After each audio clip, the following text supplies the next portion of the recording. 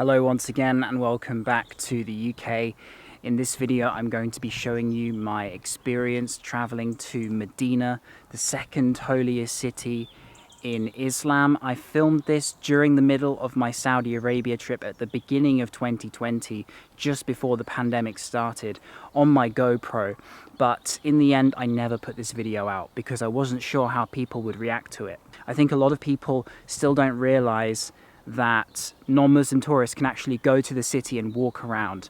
Whether you can go inside the Prophet's Mosque is another thing, I'm still not sure. And absolutely, Mecca is out of bounds to non-Muslim tourists.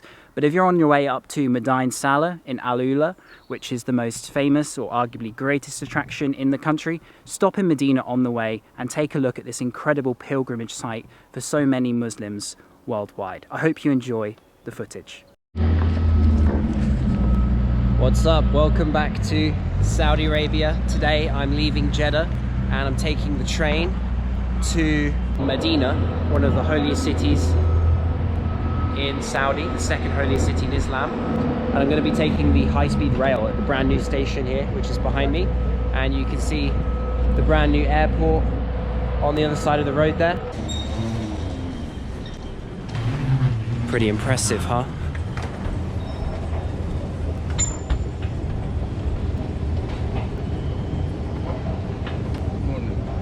Just finished the security check, very spaced out, not many people. It's all brand new and well organized and they're all speaking English pretty well. Hi. How are you doing? I'm very good, thank you. Medina, inshallah? Yeah. Mr. Jason.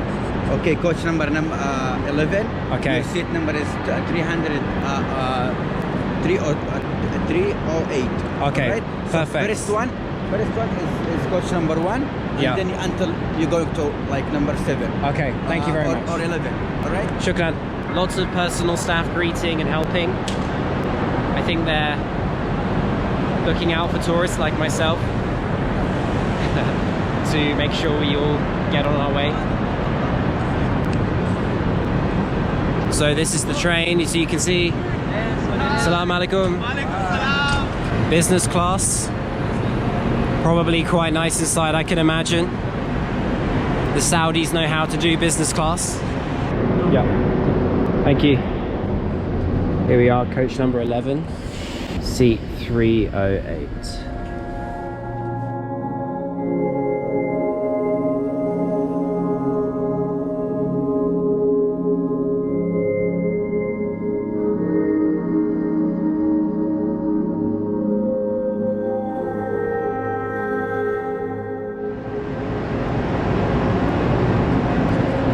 So I've now arrived here in Medina and I'm going to be heading into the city centre. Many of you may know that Medina is a city that has traditionally been off limits to non-Muslims, but I've been told that I'm allowed to transit in the city and perhaps we might be able to get a slight glimpse of that central square just outside of it, or just get a feel for what the actual outer layers of the city look like, where the real life of Medina is, because it is a, you know, city that still exists here in 2020 with people living there. It's not just a pilgrimage site for the Prophet's Mosque, which is why it's so famous and holy in Islam. Anyway, super modern train station here again, here in Medina, as you can see.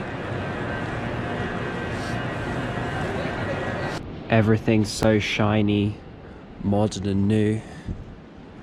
Only built within the last year or two. A lot of this stuff. Starbucks, which is closed over there. Huge building.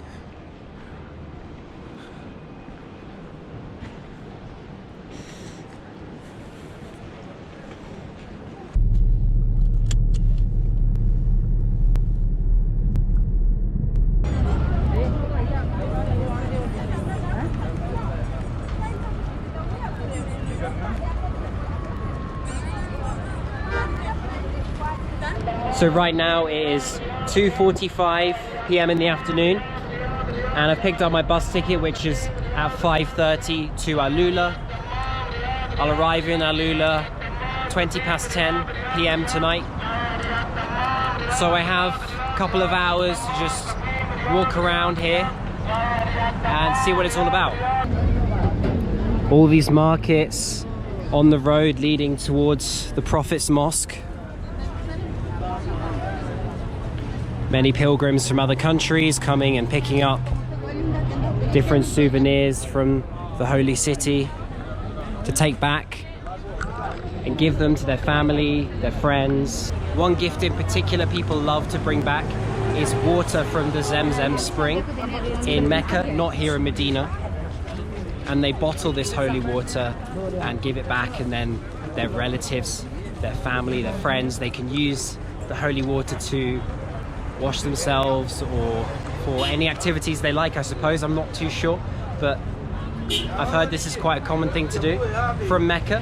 From Medina, of course, it can be anything. It can be clothes, I guess. Anything that symbolizes the value of this city.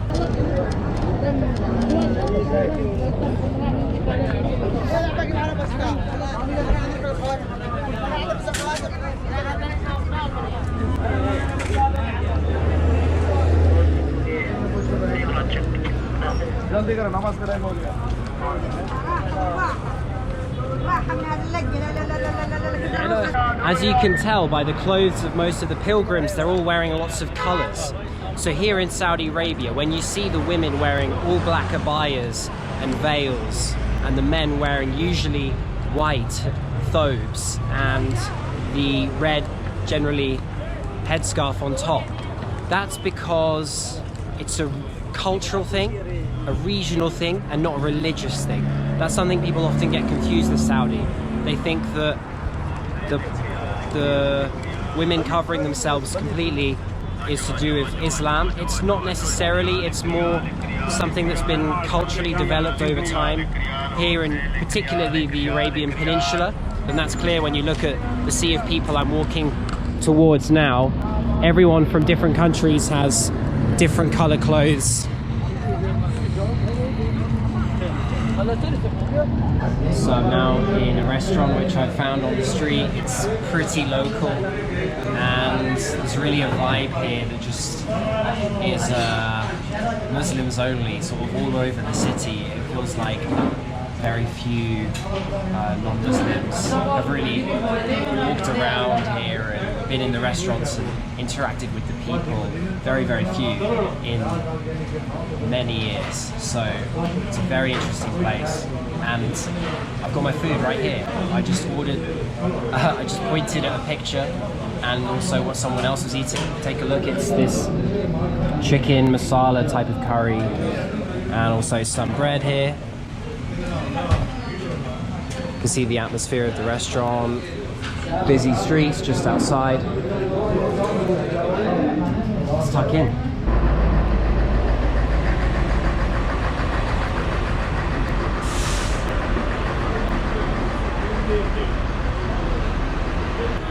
Floods of pilgrims. Some small shops down here. And I'm making my way from the bus station, which is just on the other side of the road, towards the more central part of Medina. I don't really know how far I'm gonna get. Let's just see. I want to be respectful at the same time, as well as perhaps get a slight glimpse of the mosque and see what it's all like in the center there, where it's all happening, where everybody's visiting.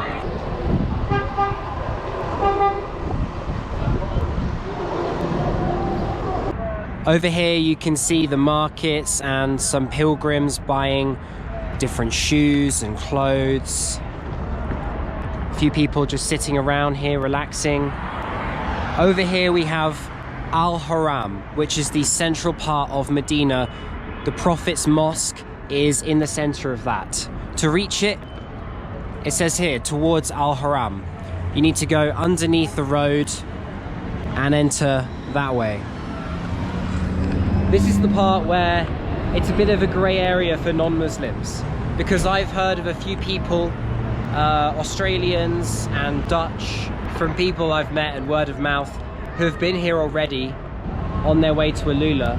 A couple of them, since the new e-visa has passed, I don't know if this is new or if this has always been the case, they've been able to go pretty much right up to the Prophet's Mosque and walk around Al-Haram as well, but just not go inside. Whereas Mecca is a different story. It's almost completely off limits to non-Muslims. So I guess I'm gonna try and walk a bit closer and just get to the point where I see security and they're like, okay, this is as far as you can go, because I'm obviously a Westerner. Let's find out. I have a few hours to kill, so why not, right?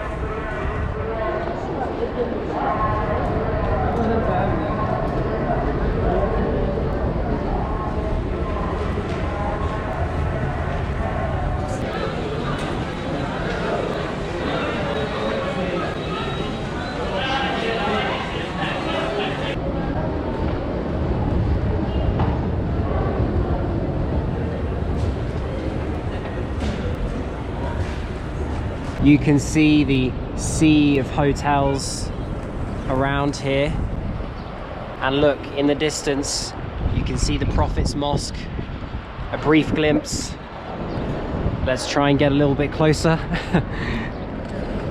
For everyone who's Muslim and watching this who hasn't been here before, I guess this is really interesting for you to see what it's like.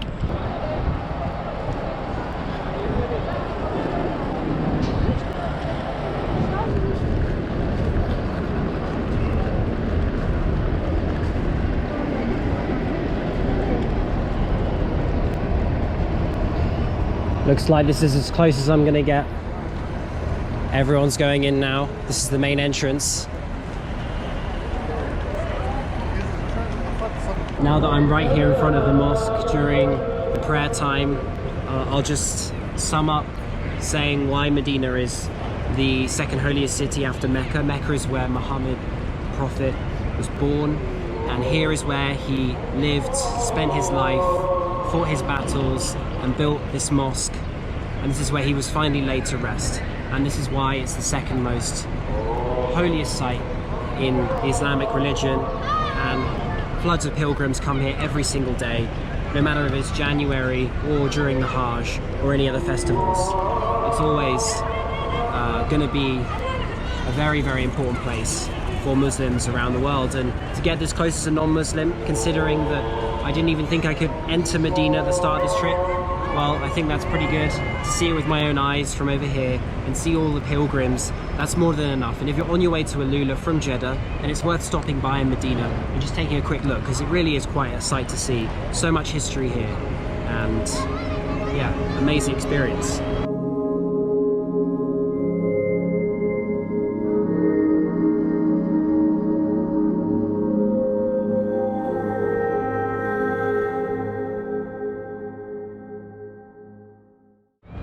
Just beside Al-Haram, the center of the city, there is a large market over here, which looks pretty interesting.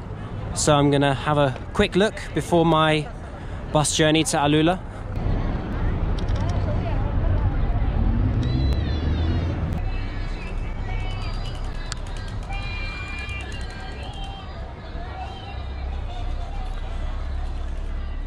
Everything's shut down. I just realized it's prayer time, as always in Saudi. 5 times a day when it's prayer time, the sheets come up, the curtains get closed, and everything shuts for around 15 minutes, half an hour depending on the prayer. In a short while it'll all be open again. It's a interesting phenomenon and part of the life here in Saudi Arabia. Just dead. I bet you moments ago this was flooded with people and pilgrims buying all sorts. Unfortunately, I don't have much time before my bus, so I'm gonna have to leave it here and make my way back to the Sapco station. What sort of things can you pick up? You can see these bracelets here. I'm sure there's another proper name for them. Different beads and jewelry. Here you have pencils and watches, bags, small purses. The kind of stuff a lot of, I suppose, older people would like to buy, because generally it's older people who can afford to make the pilgrimage here to Mecca and Medina.